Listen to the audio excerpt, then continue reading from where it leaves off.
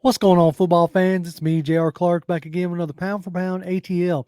Joined as always by my two co-hosts, Jonathan Holder and Toby D. What's going on, gentlemen? Nothing much, man. It's Saturday and college football again, and Yeah, I see my Georgia Bulldogs go 4-0 against them Auburn Tigers up there there it is. in their house, and it's loud up there. So yeah, we'll have to deal with that crowd, man. But hey, Yeah, I think they should handle business. I would imagine. Jonathan, how are you doing this fine Saturday morning? Man, I'm doing wonderful. Just can't wait to get some college football on the TV. While on my laptop, probably going to have maybe some Final Fantasy Online or just some There you other go. game that I'll be playing. So, mhm. uh, looking forward to it. There it is. Well, as we come together, as we have been doing these past couple Saturdays, to take a look around the league Yes, and sir. see what are some of the top stories that are buzzing around the league that could potentially affect our Falcons. But we do realize that the Falcons aren't the only team in the NFL. So Yeah, uh, as we peek around the league, the first topic that comes up is um, old players and should teams sign them? And the reason why we come up with this is we have that ourselves on the Falcon squad with one Calais Campbell who's yeah, still looking for his 100th sack, and um you see him pop up on the injury report with rest days and stuff like that. Then obviously you have up here in New York with making a swing for Aaron Rodgers, who then gets hurt. And last year you had to deal with Matt Ryan. You know, it's worked out twice with quarterbacks, as Tom Brady and down in Tampa Bay, and then Matthew Stafford with the Rams. But more times than not, it doesn't necessarily work out. One of the things that brought to mind was OBJ, Odell Beckham Jr., with signing with the Ravens after pretty much not playing last year. Um, so Toby, you brought that topic up. So what was your thoughts on that? Well, I mean, the man's got a talent. I mean, we all know the famous one-handed catch. He did it not just once; he did it twice for the Giants. Um, but I think the reason why I brought that up is because teams still seem like they want to try him anyway, even though he has a huge injury history. Um, and I guess it's just kind of weird because I mean he's on the Ravens and he's on my fantasy team, by the way, but he's on my Mm, bench because of that specific reason, because he can't stay healthy. Now he's been with the Ravens for a short time and he still can't stay healthy. So I guess it was yeah. just an interesting topic for me because I'm like, should teams still keep trying to sign this man after he really hasn't shown that he's able to go a whole season with any team, you well, know? and that's the thing, is like something, there's a cliched saying, but it's a saying for a reason. Your best ability is availability.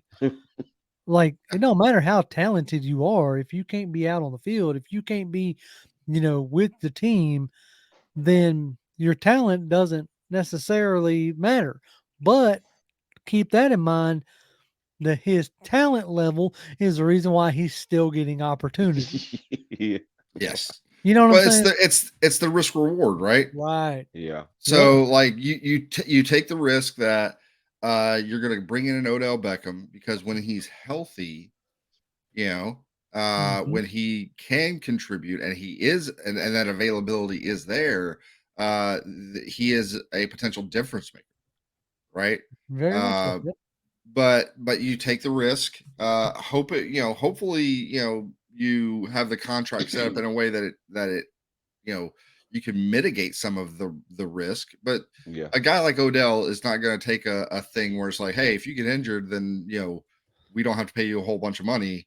He's probably not Mhm. going to take that kind of deal. So you're still going to be on the hook, but maybe you can mitigate it some. But a player like an Odell, like an Aaron Rodgers, those kinds of guys, like they are absolutely difference makers. So yeah, you're going to take teams are going to take risks on those guys. Right. Um, Right. It's the the the opposite of that is the other guy that's on the screen here too. So well, yeah, and that's what we're leading into, right? Is with Aaron Rodgers going down, it came out that Colin Kaepernick had penned a letter and sent it to the New York Jets. Before his came out, there was a rumor that Matt Ryan and Carson Wentz had contacted the Jets. Now Ryan had come out and said that he disputed that, um, which that would probably have to do with like his contract or whatever with Indianapolis, which is he may have come out and or he may have contacted them, but he probably has to say that he didn't, Yeah. but I don't Yeah. know Yeah. how that stuff works out. But It's back. If they did, it's back channel stuff. Like he would yeah, not have talked, and his agent wouldn't have talked to them no, directly. it would have I would been have had like yeah, friends of agents kind of deal. right. Um so but that leads us to, Colin Kaepernick, and this man hasn't played football professionally since 2016. So that's 7 years that he has been out of football. Now, we can briefly talk about the political stuff. We try not to get, super political here, but something I want to bring up because of um, the risk reward or the talent weight type deal. You know, Mhm. I always say if you're talented enough, a team will deal with the headache, whatever the headache comes with, you know. Right. But if you're not, then they're not going to deal with it, right?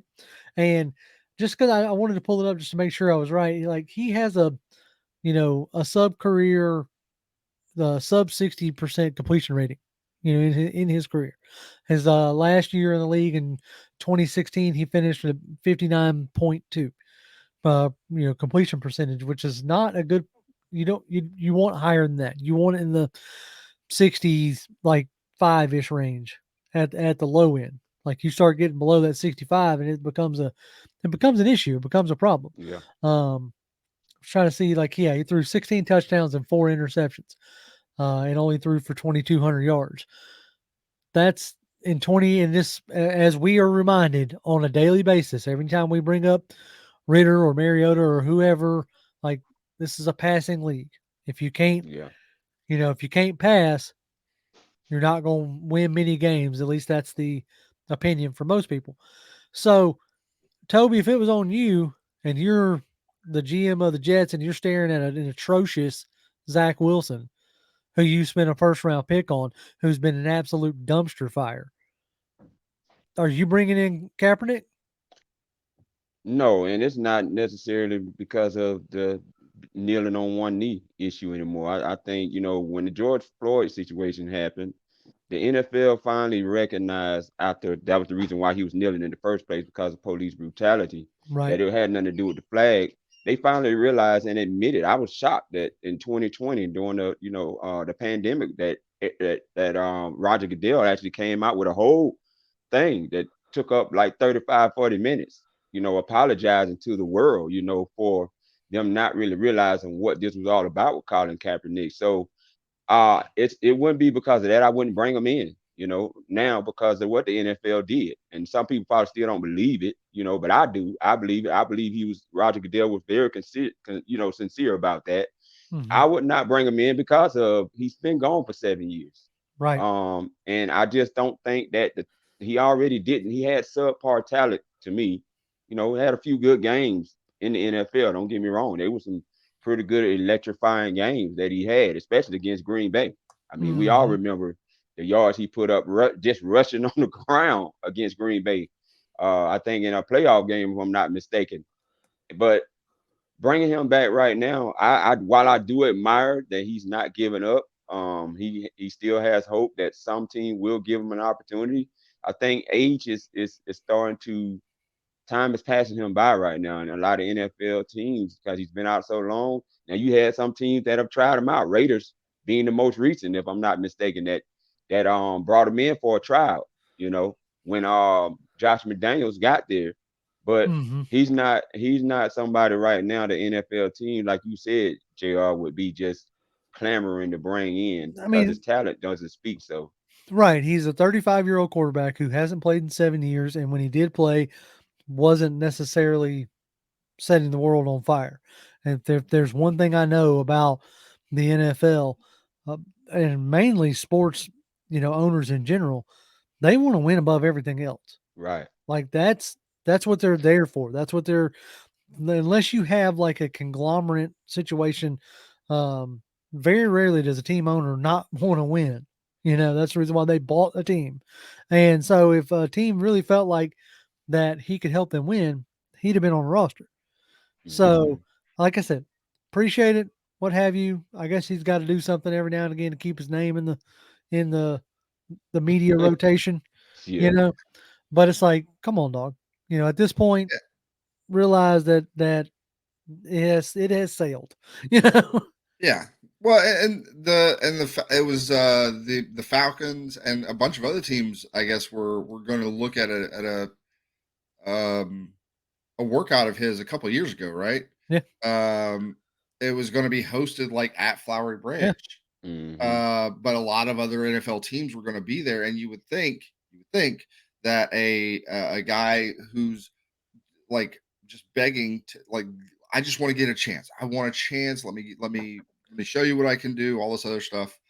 Now he said at the time like I wanted it to be where I wanted it to be, so that I could make sure that I would film it.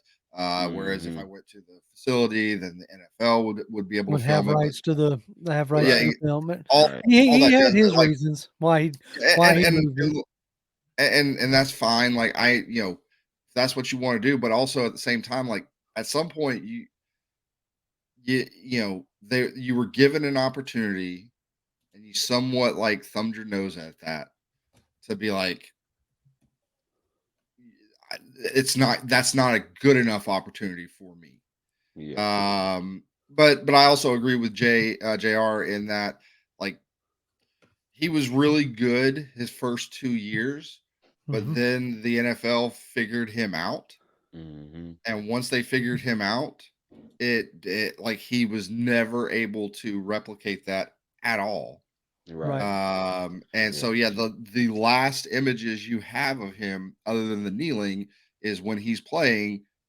It He doesn't did. look good, Yep. Yeah. you know. That So part. yeah, And then you take 7 years off after that, and it's like, why right. would Those you? those things compound like Yeah, with an OBJ, with a Colin Kaepernick, with yep, a whoever. When you start Mhm. missing years in football, like it's really hard to like bounce back from that. Yeah. yep. And it's really hard to get back into the swing of things. But all right, well, on to our next topic. I don't think you could have gone anywhere in the football world the past week or so without seeing the pictures and deals of hearing about Taylor Swift and Travis Kelsey. It Yeah. has been a swift takeover, all puns intended, Yes. of the NFL. And I'll tell you this, man, like it was the Chiefs Bears game. Is Mhm. that what it was? That was the game. Yep. Yep. Yep. Yep. That one. And Mhm. the camera was more interested in panning up to the suite to see Taylor Swift than they were about the game that was going on the field. I mean, I understand the Bears ain't that good, and everybody knew the Chiefs were going to win, but daggum, it's not like the lady was singing. I mean, she was just standing in a booth. But it's a saga that has finally like culminated. Because you had a couple weeks back with Travis Kelsey going to a Taylor Swift concert Mhm. and um, like basically giving her his number and all this, basically courting her across like even his podcasts, and which that's this little side topic I want to get on for just a second here in a minute.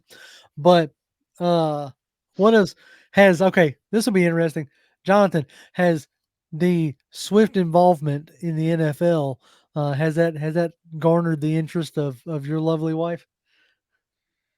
I haven't heard her mention it. Okay, I didn't know if she was like a I've Taylor Swift fan or not. now, Because the funnier part has been now the groupies of Taylor Swift like briefly getting interested in football, Mhm. yeah. and that stuff popping up on social media has been comical and interesting. Toby, what has been your thoughts of the Swift takeover of the NFL? I mean, if I heard correctly, because of that, Travis Kelsey's jersey went up in sales. I Yeah, mean, and that's what you can expect to happen when you have popular. icons in the world, right? Because that's what they do. That's all a part of marketing too. You get someone that's Mhm. popular and famous, and you could be a nobody, but if they're holding whatever it is you're selling, they're going to make it sell because that is the type of persuasive effect that they have on the world. And so her being there for the NFL was a huge thing for the NFL, especially with how popular she is right now. I mean, she's one of the biggest icons out there besides Beyonce. Oh yeah, And one yeah, could argue she's probably bigger than Beyonce yeah. I was about to in a say lot like of aspects. that's a that I'm not much into the secular music scene in that aspect, especially that side of the secular music scene.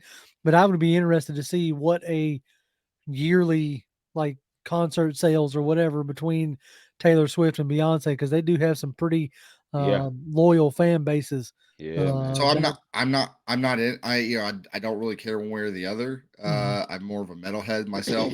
right. But I did see some numbers like because there were some tweets coming out. It's like, oh, Taylor Swift is flopping, the tour and is not whatever. And it's like, but apparently the tour has made something like $2.5 billion. Dude, if that's Uh, flopping, then yeah, like Her the worst flop is billions of wow. dollars. If yeah, that's flopping, good lord. and I think Beyonce's was the only thing like higher than hers, and it was like 3.1 or Oh 3.2 or wow. something like that billion. Jeez. So Wow. like they're up there. Yeah, right, Yeah. right. Wow. Well, Yeah, and that's and so the side effect of this is like they're actually the NFL is seeing ticket sales jump mm-hmm. up in Yep. places where Kansas City That is too. going to go because the price of a ticket to go to a football game to get a chance to see Taylor Swift is way cheaper than Oh a yeah. concert ticket, which is the concert ticket to go see her is in the neighbor like right now if you were like I want to go see Taylor Swift right now at one of her concerts it's like $1,300. Yeah, it's ridiculous. It's Yeah. And so yeah, the ticket sales for some of the stops along the way for Kansas City, people are buying those up just for the potential chance that they might be able to see Taylor Swift in a suite somewhere. that's Mm. crazy. That Wow. is a I would have never I would have okay, I guess we should take bets on how long do we think it's going to last. Like is there going to be a um like a Red Kingdom song on Taylor Swift's next album? No, those things typically don't last too No. long. Uh-uh. They're like fads, man. They're in and they're out real quick. It's hot right now, but Part of me, it's gonna fade. yeah, the cynical part of me says that part of me thinks it has to be like arranged like to And it could benefit both be. like to Yeah, benefit both of them. Like you yeah, say, if her if her tour is flopping at two yeah, something billion, maybe she was looking for another little pop in PR, and then obviously yeah, Travis Kelsey gets uh the benefit of all the Swifties buying a Kelsey yeah, jersey, and yeah, him getting money off of that. So who knows? But anyway, yeah, uh Going and listening to his podcast. yeah, exactly. I yeah. can see like going to listen to his podcast. That could be, doing huge. Okay, we'll briefly talk about that for a handful of seconds.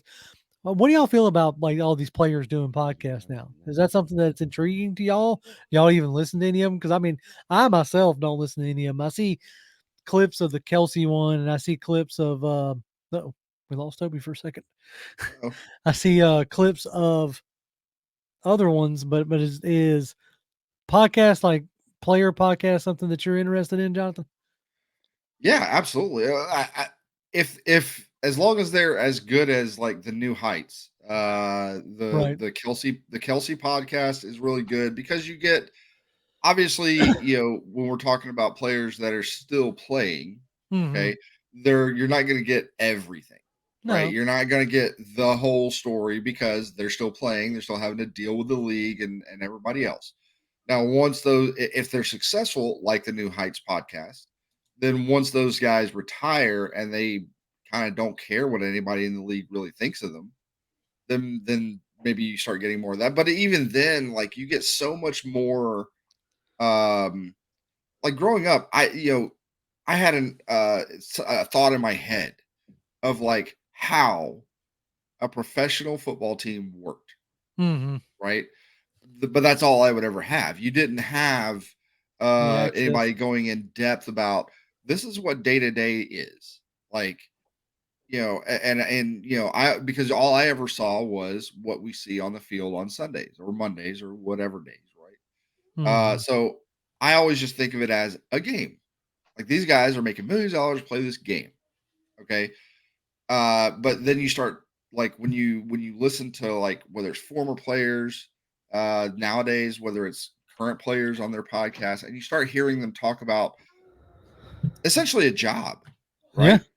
Like the more and Hmm. more you hear about this, the more and more this becomes more like a job and less like this guy's getting paid millions of dollars not just to play the game, right? Like, The playing the game game the is a big part, but it's not the only part. Yes. It's the end product, right? Right. It's That's the supposed to be culmination the of right. all the effort. But you start hearing about like all the things they do during the week, like all of the studying, all of the the rehab, and you start hearing about guys who had to go through rehab and like how much that sucks, Yep. like really sucks. But like some people will probably look at it as like, oh, the guy hurt his knee, he's out for 9 months, he's still getting paid. So he gets to sit back for 9 months, deal, let his knee heal up or whatever. But like you hear like Pat McAfee and you hear guys like that who've had knee injuries or some other injury where they had to go through a lot of rehab and like how much that hurts and how much it sucks. And you still have Um, to be engaged. It's not like you get to just yeah, go home and sit on your couch. A lot yep, of Right. those guys have to show up 2 and 3 days a week for treatment at the facility. They still have to be, engaged in the, like, weekly process. Basically, the only thing they don't have to do is play the game on Sunday. yep. But there's still requirements that they have to have on a weekly basis. We were talking about, well, I know you had to drop there for a second, but we were talking about player podcasts. Is that something that you engage with, Toby? Like, do you listen? Is there any like player podcasts you listen to? I don't actually, because I be more concentrated in, what we're doing or whatnot. But I Mhm. mean, that's good for them. I mean, that's an outlet for them to use, and you're seeing more and more players doing that. I don't know how the numbers are doing for them doing that. I know, I'm sure they have a following because they play in the NFL. Right. But I can't tell you any players podcast that I've listened to, even with them starting one. So yeah, Yeah, no, that's not something I really I haven't get either. into. I know that Chris Long has a podcast. I think it's Chris Long, the former D end. He has a podcast. Yeah. Obviously the Kelsey brothers have a podcast. I know a lot of NBA guys have podcasts. Um, whether they're former or current players, a lot of those guys do. It was just something that's interesting, and I do think it's a good outlet for those guys to be able to. So much you get to see only one side of the story, and now you Right. get to see a little bit more. All right, moving on to our last topic, betting on ball. The NFL has, okay, not just the NFL, the NFL and the NFLPA, Players Association, have come together and revised the punishments for gambling on football. And they go as follows: betting on betting on your team, aka Calvin Ridley, Hmm. would get you a minimum 2-year suspension. Betting on another team would get you a 1-year suspension. And Mm, then the one that we have seen more notably, or like more frequently is a better way to say that, more frequently, is making a non NFL sports bet while at the team facility or on team related travel. mm, So if you're on the bus or the plane and you place a bet, or you're at the facility and you place a bet on racing or another sport in general, now that will come, your first violation will come with a 2-game suspension, second violation will come with a 6-game suspension, and the third violation at least 1 year. So third strike, you are at least out for a year. Um, that's been a big thing, especially with the NFL and other major sports brands now partnering up with betting companies and sports books. And it's like, oh, you can make money off of betting and advertising, but the players can't make money off of it. What is it? What are Mhm. y'all's thoughts on that? Toby, I want to start with you. Here's my thing. I mean, you got to protect the NFL as much as you can when it comes to your players. Yeah, me and you and Jonathan, we can bet on NFL games all day. But you don't want your players doing that. We're in a world now where you already have it being questioned about some of these games being rigged, right? I mean, Right. you hear fans talk about it all the time. They rigged that game so that the other team could win for Mhm. political reasons or whatever the case may be. I mean, I'm not even gonna lie. I've had occasions where that has crossed my mind in a couple of games or so that I've watched over the years. I mean, Oh they yeah. did this in the favor for the other team.